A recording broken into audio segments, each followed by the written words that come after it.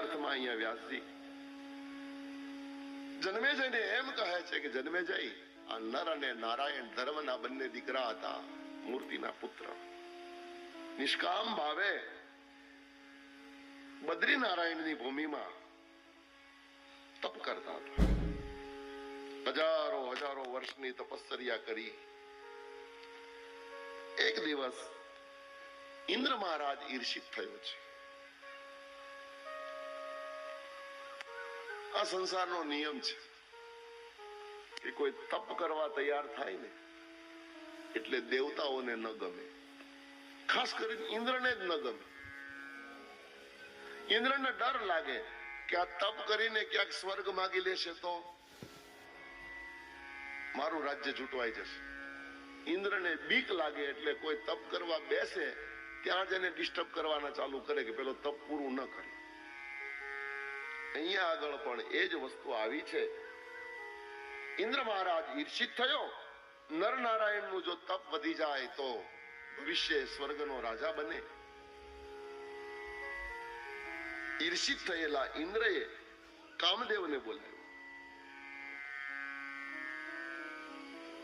કામદેવને કીધું કે અપ્સરાઓ જેટલી જોતી હોય એટલી લઈ જા, ગમે તેમ કરી વસંત ફેલાવ અને આ નર અને નારાયણને તપો ભંગ કર, તપમાંથી ઉઠાડી મૂક. તપ કરવા બેસીએ તો દેવતાઓ પરેશાન કરે અને જપ કરવા બેસશો તો જગત હેરાન કરશે. આ સનાતન સિદ્ધાંત છે. આપણે આપણા ઘરમાં આખો દી નિરાંતે બેઠા હોય ને, સોફે બેઠા બેઠા ટીવી જોઈએ તો કોઈ આપણને કાચો કોલે ન આવે, પણ તમે મંદિર પાસે દીવો કરીને હજી માળા હાથમાં લ્યો નહીં ને ત્યાં ફોન આવે. આ નિયમ છે. જપ કરવા બેસશો તો જગત તમને હેરાન કરશે અને તપ કરવા જશો તો દેવતાઓ હેરાન કરશે. આ સનાતન સિદ્ધાંત છે.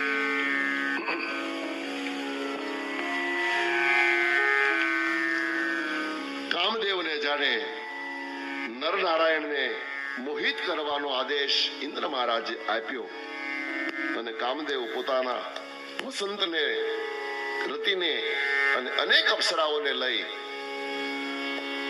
અને નરનારાયણની સામે બદ્રીનારાયણમાં આવ્યો અને બદ્રીનાથની ભૂમિમાં કામદેવે પોતાના બાણ માર્યા છે. ભય કામ બસ જોગી સતાપસ પાવરન કી કો કહે. જગત આખું ભોગાધીન થયું. દેખાઈ ચરાચર નારીમય જે બ્રહ્મમય દેખત રહે. આકાર બચ્યો. આખા જગતમાં કામ બધું થયું ટૂંકમાં, પણ નર અને નારાયણ મોહિત ન થયા.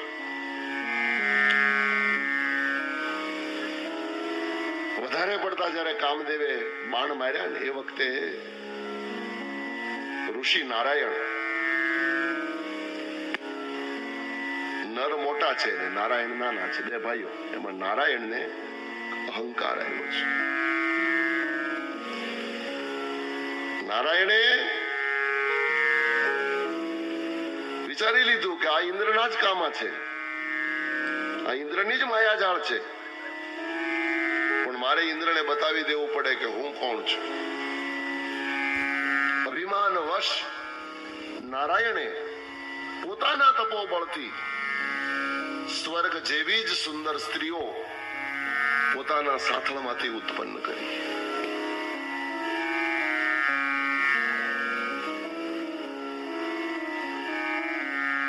અને ઉરુમાંથી ઉત્પન્ન કરી એટલે એ અપ્સરાનું નામ ઉર્વશી કહેવાય છે. ઉરુમાંથી, ઉરુ એટલે સાથળ. ઉરુમાંથી ઉત્પન્ન કરી હજારો અપ્સરાઓ. એ હજારો અપ્સરાઓને જ્યારે ઉરુ નારાયણના સાથળમાંથી ઉત્પન્ન થતી જોઈ રતિ અને કામ બંને સ્તબ્ધ થઈ ગયા. ધનુષ બાણ કામદેવે નીચે મૂકી દીધા. બે હાથ જોડીને વંદન કરવા લાગ્યો અને કામદેવ બોલ્યો, મહારાજ અમને માફ કરી દો, અમારી ભૂલ થઈ ગઈ, આપને ઓળખવામાં અમે ક્ષતિ કરી ગયા.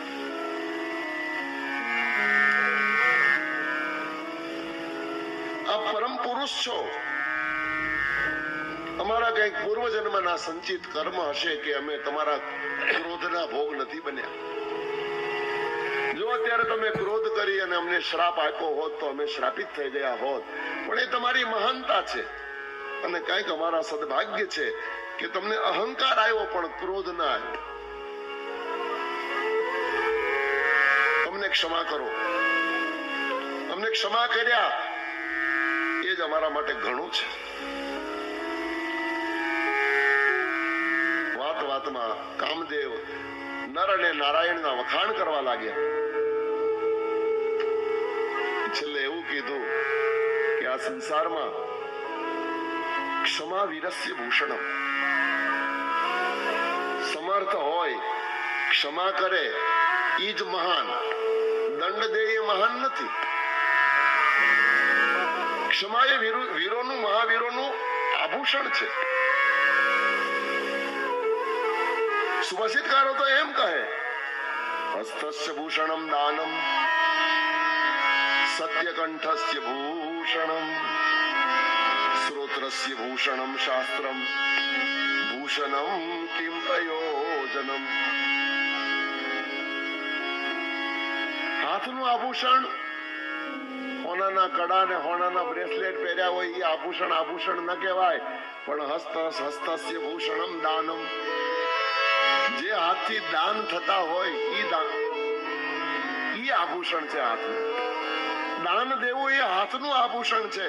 સત્યકંઠસ્ય ભૂષણમ. જેના ગળામાંથી સત્ય સિવાય કોઈ અસત્ય ક્યારે નીકળે જ નહીં, સત્ય જ નીકળે, ઈ કંઠનું આભૂષણ છે. પછી ગળામાં તમે ગમે એટલા હીરાના, માણેકના ને હોનાના દોરા ને ગમે તેટલા હાર પહેર્યા હોય, પણ ઈ કંઠમાંથી કોઈ દી હાસું નીકળતું, હાચું બોલતા ન હોય, ઈ કંઠની કોઈ શોભા નથી. ભલે તમે અડવે ગળે હોય, એક પણ દોરો તમારા ગળામાં ન હોય, પણ જે કંઠમાંથી સત્ય નીકળતું. શ્રોત્રસ્ય ભૂષણમ શાસ્ત્રમ. શ્રોત્ર એટલે કાન. કાનનું આભૂષણ. કાનમાં ગમે તેટલા કિંમતી કુંડળો પહેરો, પણ જો શાસ્ત્ર ન સાંભળ્યા હોય તો એ કુંડળની કોઈ કિંમત નહીં. કાનની કિંમત, ભગવાનનું નામ સાંભળવું, ભગવાનની કથા સાંભળવી, એ કાનનું આભૂષણ છે. અને છેલ્લે કવિએ કહી દીધું કે બસ આ ત્રણ વસ્તુ હોય, ભૂષણમ કિમ પ્રયોજનમ, પછી બીજા કોઈ આભૂષણની આવશ્યકતા જ નથી. હાથ દાન કરતો રહે, કાન કથા સાંભળતી રહે, અને કંઠમાંથી સત્ય નીકળતું.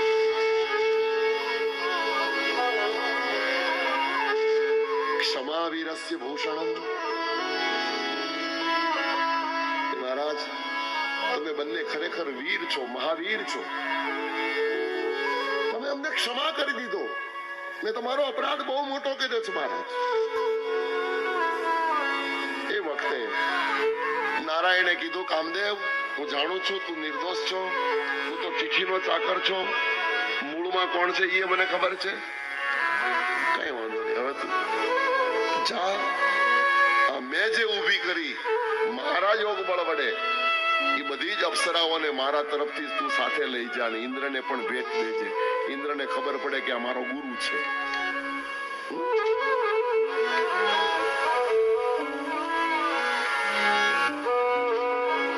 એ સિવાય કઈ વરદાન માંગવાની ઈચ્છા હોય તો બોલ.